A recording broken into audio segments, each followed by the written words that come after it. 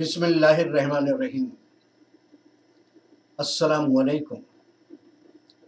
मैं इस्माइल बाटलीवाला आज जो बात पेश कर रहा हूँ वो है देश में अदालतों पर गुस्सा क्यों बढ़ रहा है। देशवासियों, देश में अदालतों के खिलाफ गुस्सा बढ़ता जा रहा है और लोग ये मानने लगे हैं कि अदालतों में इंसाफ के लिए नहीं बल्कि सरकार के निर्देशों पर फैसले किए जाते हैं।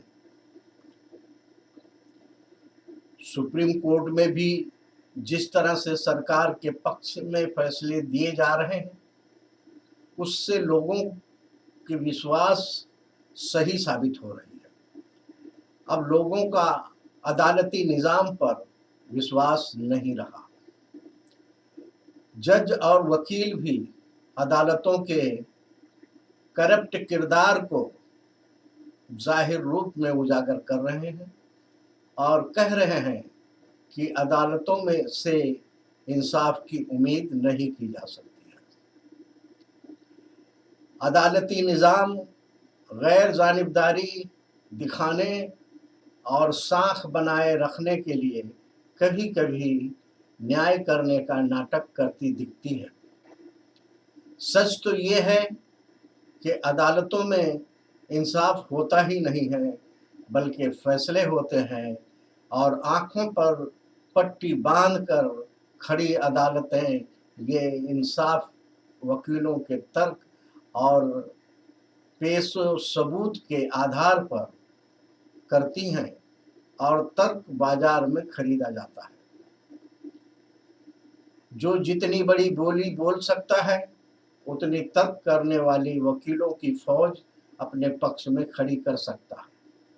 सच को झूठ और झूठ को सच साबित करने के लिए हकीकत को तोड़ मरोड़ कर पेश करने का काम जो जितना ज़्यादा महारत रखता हो वो उतना कर सकता है। वो उतना बड़ा वकील माना जाता है, उतनी उसकी कीमत होती है। इसलिए हम कह सकते हैं कि अदालतों में इंसाफ धन बल से खरीदा जाता है। अगर सरकार के मुताबिक फैसले की उम्मीद ना हो तो डर या लालच के आधार पर सत्ता पक्ष अपने मुताबिक इंसाफ हासिल कर लेती है। कभी जजों को ब्लैकमेल करके या कभी पद का लालच देकर फैसले लगाए जाते हैं। हम देख रहे हैं कि खास लोगों के लिए रात में अदालतें खुलती रहती हैं और फैसला हो जाता है और दूसरी तरफ छोटे छोटे अपराधियों के लिए करोड़ों लोग सालों साल से जेल में पड़े हैं लेकिन उनकी कोई सुनवाई नहीं है। जेल की ऊंची ऊंची दीवारों के पीछे घरेलू झगड़े या गरीबी के कारण घटित छोटे छोटे अपराधों के लिए आरोपी बंद हैं। अंग्रेजी सरकार ने कानून को हथियार बनाकर ही हिंदुस्तान को अपना गुलाम बनाया था और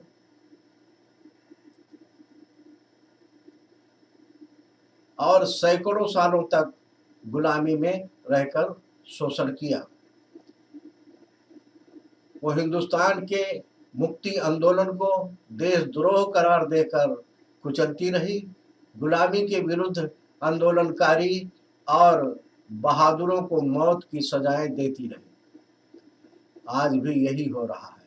आज़ाद कहे जाने वाले भारत में अदालती निज़ाम आज़ाद नहीं है और खुले तौर पर कारपोरेट को लूट की खुली छूट मिली हुई है। कारपोरेट्स दुनिया के लोग सबसे अमीर बनने के मुकाबले कर रहे हैं। दूसरी तरफ आधे से अधिक आबादी जिंदा रहने का संघर्ष करने के लिए मजबूर है। हर साल लाखों लोग आत्महत्या करनी पड़ती है लेकिन अदालती निज़ाम इस अन्याय के विरुद्ध कार्रवाई के लिए तैयार नहीं है और गैर इंसानी निज़ाम को जिंदा रखने में सत्ता की मदद कर रही है। कुदरत ने हर आदमी को मखसूस सलाहियतें दी हैं। उन सलाहियतों का उपयोग करने वाले हर व्यक्ति को उसकी जीविका के लिए मुनासिब मजूरी का कीमत मिलना ही इंसाफ है। लेकिन अदालती निज़ाम सत्ता द्वारा बौद्धिक और शारीरिक मेहनत में भेदभाव करने वाले कानून पर चुप है। उन्हें सरकारी और कंपनियों के कर्मचारियों के साथ खुद के तनख्वाह की चिंता है, लेकिन आत्महत्या के लिए मजबूर किसान मजदूर कामगार को उनका जीवित आज़ादी का हक देने के लिए अपनी जिम्मेदारी निभाने के बजाय वो इन शोषणकारी कानून को स्वीकार कर फैसले सुनाती है। जैसे जमीन की बात है वैसे ही जंगल और खनिज की बात है। सत्ता ने जिन कंपनियों को कुदरती दौलत भेंट की है उस पर उनका क्या अधिकार है, उसकी कितनी लूट हो रही है, इस पर अदालती निज़ाम चुप है। वो बिजली की कीमतों में छूट को रेवड़ियां कहकर उपभोक्ता से बिजली की कीमत वसूलने और कंपनियों को बाकायदा फायदा मिलते रहने पर फैसले करती है।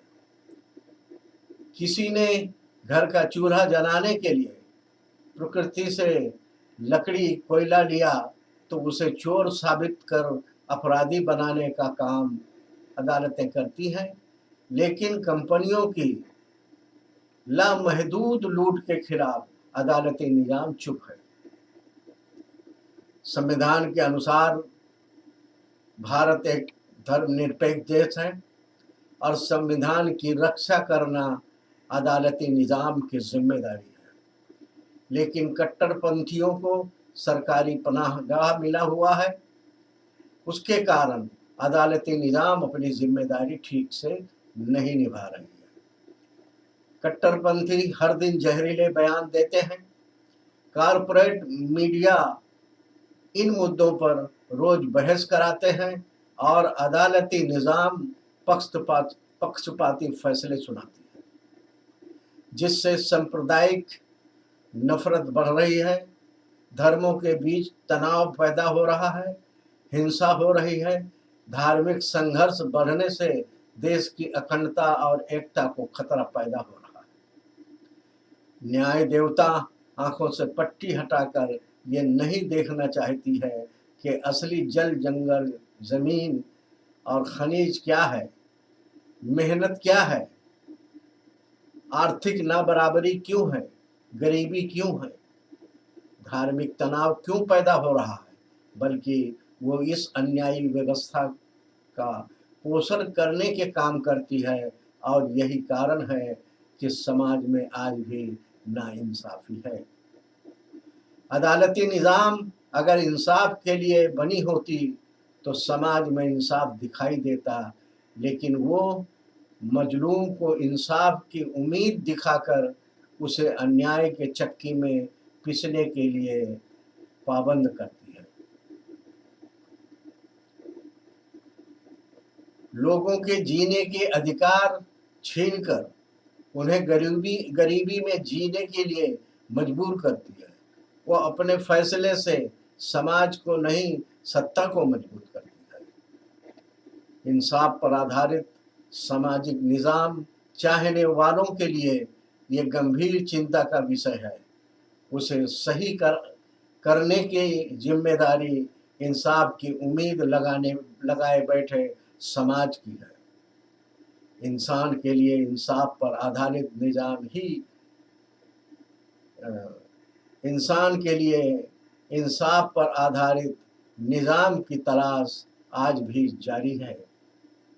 दोस्तों, हमारे चैनल को सब्सक्राइब करें और बेल आइकन को ज़रूर दबाएं ताकि हमारी वीडियो आप लोग को मिलती रहे। जय हिंद।